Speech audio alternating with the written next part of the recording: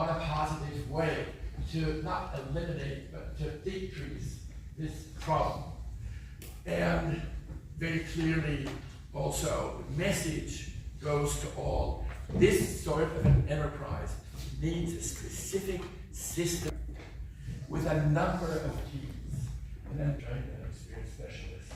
And those should be doing these fetal cases in large numbers. A dissipation, the distribution of these relative fetus all over the planet is wrong. We need a concentration to a few specially equipped and trained and capable around the world. Thank you very much for your attention.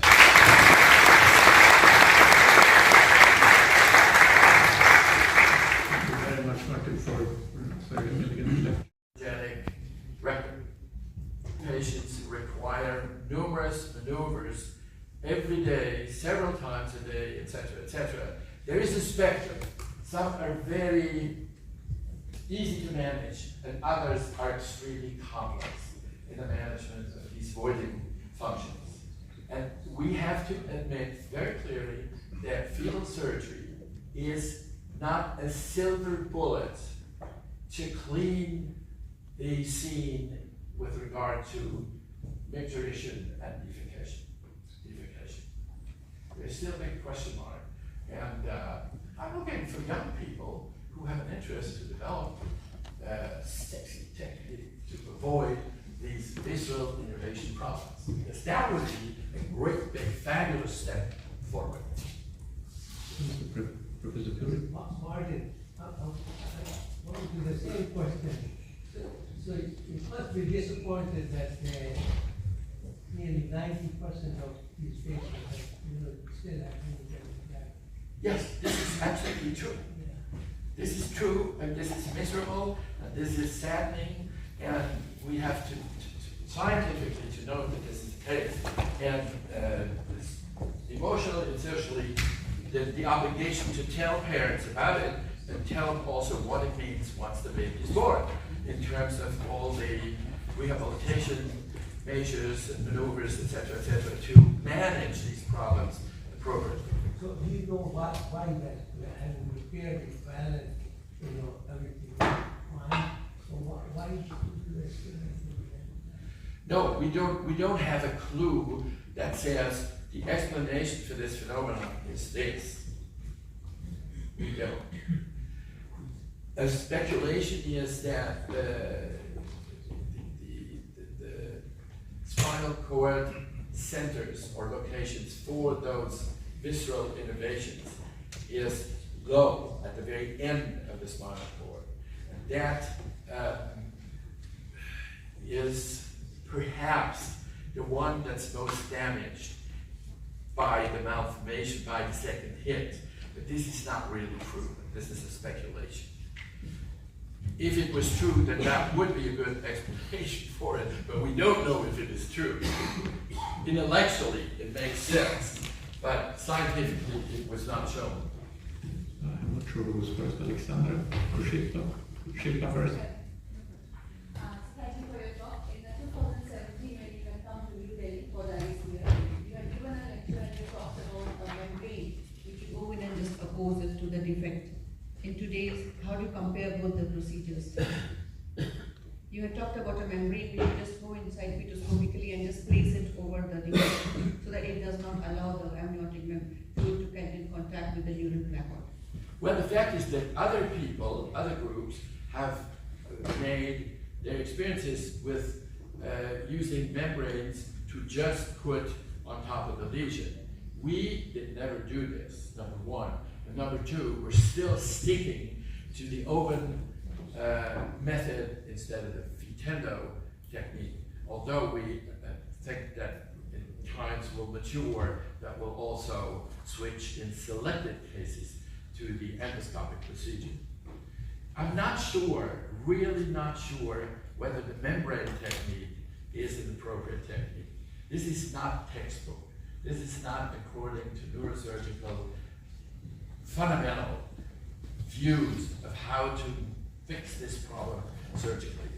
of course, there are people claiming that their results are good, fabulous, very acceptable, blah, blah, blah, with a membrane. Their papers, in my mind, other minds, critical minds, are not so very convincing. Alexander.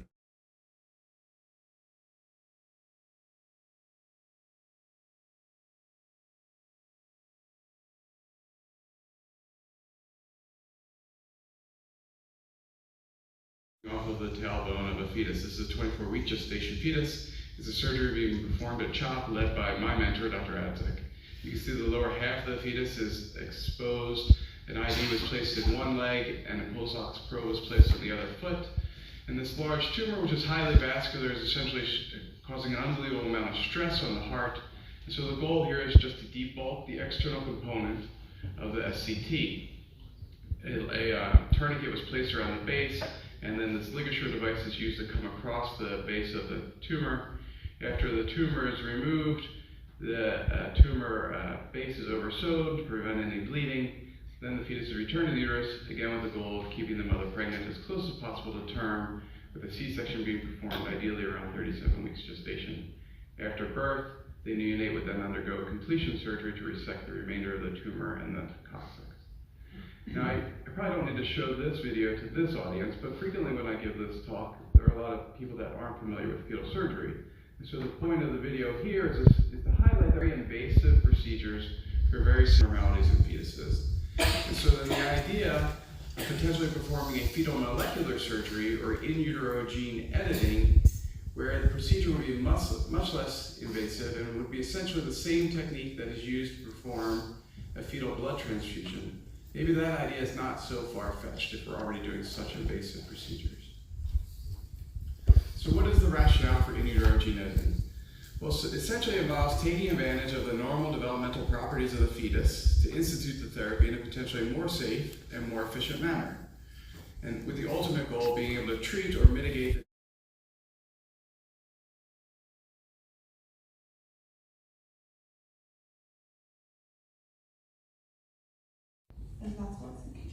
Yeah, that's a very smart and good question. So I think it's how do you design it to avoid off-target effects. So I think you hit on both of the important things when you're doing the initial design. I think it all has to do with the guide RNA. So when you're doing the initial design, you pick the guide RNAs which you can predict based on computer algorithms should have a low off-target profile. But then that's just a starting point. Ultimately, you need to test the off-target activity. Usually we do it in vitro in cell culture. And if you find off-target activity, there are things you can do to manipulate the guide. So there are these guides out there called chardonnays or hybrid guides, where you can limit it to RNA bases with DNA bases. And by changing a limited number of DNA bases, by changing a limited number of RNA to DNA bases, you can minimize off-target activity. But it is a little bit of trial and error, because sometimes when you minimize off-target activity, you also decrease on-target activity. So it's a lot of trial and error to figure out what is the best approach, or what is the best guide. But guide selection is key to minimizing off-target. Yes, Professor Sani? Very congratulations, it's really fascinating. The question is, of course, there's a lot of work done in rodent models first before you go to your non-human primates. Can you tell us a little bit more about how you come up with the optimal dose to treat the non-human primates that could be then useful eventually for fetuses? Yeah, so it is based on, so there are a few clinical trials out there for in vivo gene editing using lipid nanoparticles to target disease such as high cholesterol as well as TTR. And so based on the doses that they use in clinical trial, we use that as kind of the foundation from which to start. And then, like any other drug, we try to find the minimal acceptable dose that will give you the level of editing that is therapeutic. Because even when you use a non-viral delivery approach, like lipid nanoparticles, as you get higher doses, that can result in significant liver inflammation and toxicity, so you still always want to minimize the dose. What that dose is also somewhat dependent on the disease you're trying to target. Some diseases can be fixed with only editing 10%. Other diseases require 30 or 40%.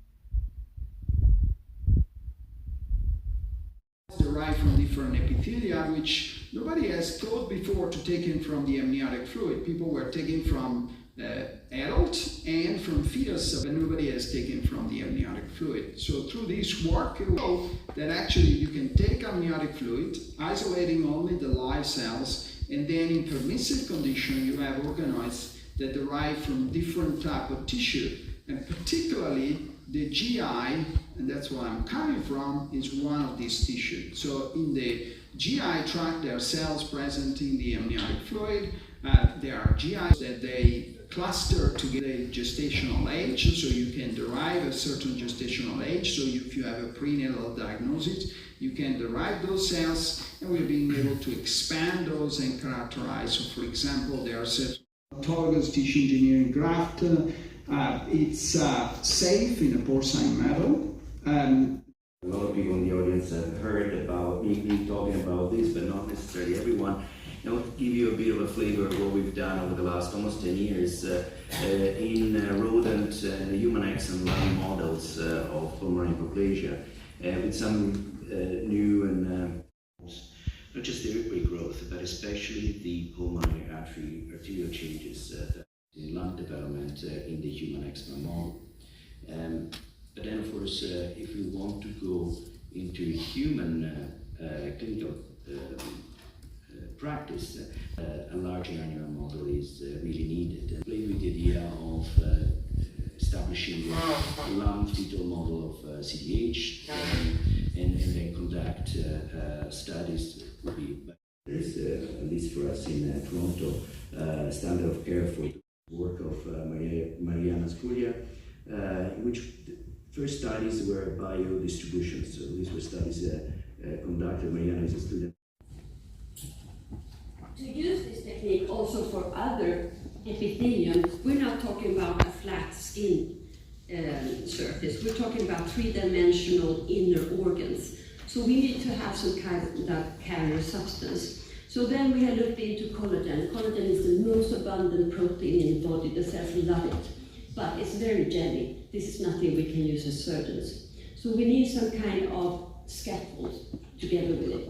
But we can also use a technique that has been described where you do something called plastic compression. And that means that the water goes out from the collagen. This is an illustration to show you what we mean. So you have some collagen gel, you put the biomaterial, collagen again, and then the micrografts, and then you perform a compression by just putting a weight on top. And the water runs out in the gauze in the bottom of this construct. So the method that we now call the plate grafts, that is obvious by the abbreviations, and the idea is that this can be done in the OR, so next to the patient, in a quite quick manufacturing procedure. There we go. So in this first step, we wanted to enhance the technique by performing in vitro studies. So the idea again is that we have an organ where we pick a small biopsy, then we mince it into small particles, actually in two layers, the muscularis separate from the epithelium, and we place it in these two different compartments with the collagen gel. We have a bioscaffold in the middle, then we compress it, and then we perform biomechanics and we check the barrier function and look at histology. And in this first part, I'm just showing you that we've been testing different types of biomaterials put in the middle. Just as an example, the cellular dermal matrix, Gore Bio A, which is commercially available. This was custom made at the Danish Technical University, and this one that we in surgical language call VitralNet. And we, when looking at these variables, we found that the VitralNet, not only being very easily available, was quite useful for our intents. When looking at the barrier function, we saw that the first week in culture, the barrier function was not super good. But we believe that this is because the cells were still in the micrograft. It takes a little bit of time for them to migrate and to get the confluency. So after 3 weeks, we have a very nice barrier function comparable with native tissue. And also, although we know that the biomaterials are starting to degrade due to hydrolyzation. So this is just comparative histology where we see the one with the VitralNet to the very right. That looks quite nicely, of course. No cells in the buttocks. We haven't placed any micrografts there. And this is a cytokeratin typical for epithelium. Looks quite nice in all of them, but maybe nicest on the vitral one.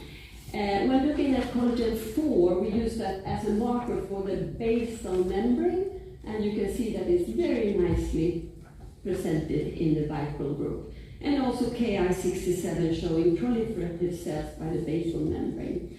So we were quite happy with this and went on with further studies with the VitralNet in the middle. But of course, this is just one choice. It depends on where you want the biomaterial and how fast you would like it to degrade. Just some slides showing in vitro studies with tissue from pigs, with the esophagus, the urinary bladder, and an artery. And here you see the micrograph and how the cells are migrating to reconstitute the surface area there. And we have some samples from human samples, esophagus, extremely small biopsy from an esophageal atresia where we actually didn't get any epithelial cells. But just as a proof of principle, quite nice results. So overall, we looked at very many different organs, and the ones that are marked in blue are where we have looked, where we've done the in vitro studies with human tissue, and the other ones with porcine tissue. And we also saw that we can have fill the two different compartments with two different types of micrografted tissue. And in vitro, we have studied expansion rates up to 1 to 16, which is quite impressive. And the VitralNet, as already said, was chosen, and we could see that this is doable with human tissue, otherwise it would not be interesting, of course. And when looking at the biomechanics, this is the stress where you see that all of these biomaterials are quite strong, comparable to a whole genome sequencing. After 3 months, we did cystoscopy, radiology, and some biopsies, and this we needed to do to get a go of anatomical references. At 3 months, this video shows you the vaginoscopy. So we're moving outwards, and at the same time you see like a contraction wave. So when doing this, you get a peristalsis of the vagina that acts for about 40 seconds, but there's no stricture related to the transplant, but you can see the transplanted area in the top on the right side. No strictures on any of the animals, so we got good to go from the veterinaries. 9 rabbits were selected and randomized for mating, and is not as contracted as the acellular one. However, when measuring this with software, we could not see any statistical significance between these groups. But then again, the groups are not that big. So we look at the graft thickness, the length, and the graft area, and they are comparable between the plate and the acellular graft. When looking at the epithelium, they look the same in all 3 groups, and also the cytokeratin concentration, of course. However, when looking at the submucosa, at the muscular layer, there is a big difference. muscle regeneration in the plate grafts. The functionality was comparable. So we further look into transcriptomics by looking at the biopsies or the tissues 2 weeks after the primary surgery. And this is to show you the groups. Here we have a day 0 group, of course. So I want to thank very many people in the middle. Thank you. May I ask, is there any vessel regeneration in the graft? Or Yes, so when measuring the microvascularization histologically, there is no difference with native or any of the graft ones. So that regeneration is very nice in the rabbit model, as this one at least. So there is But we still need to look into that in the transcriptomics data, because I haven't done it. Okay, my next question is there any size limitation of the graft? How big Yeah. can the graft Very survive? good question. So vascularization is crucial. Here we have the urinary bladder that's covering the grafted area. Just as with the skin, you have the hole coming underneath. So that is a very essential question that needs to be answered depending on what organ to aim for. For the vagina, I think that the problem is not that big, because there is a lot of vascularization in all openings of the body. So I don't think that for this aspect is a big problem. Thank you. Thank you. Yes. Thank you for the presentation. It was really interesting. My question connects to the question of the colleague a little bit. Do you think you can use this graft also in a tubularizing technique for a complete interruption of the vagina, for example? Yes, thank you. We have done Nicolas Jules, who presented his thesis in August this year. He has done the same model with a tubularized conduit to the bladder for bladder emptying. Yeah. And there we use, instead of the pleura, we use the peritoneum to kind of make it watertight. Mm-hmm.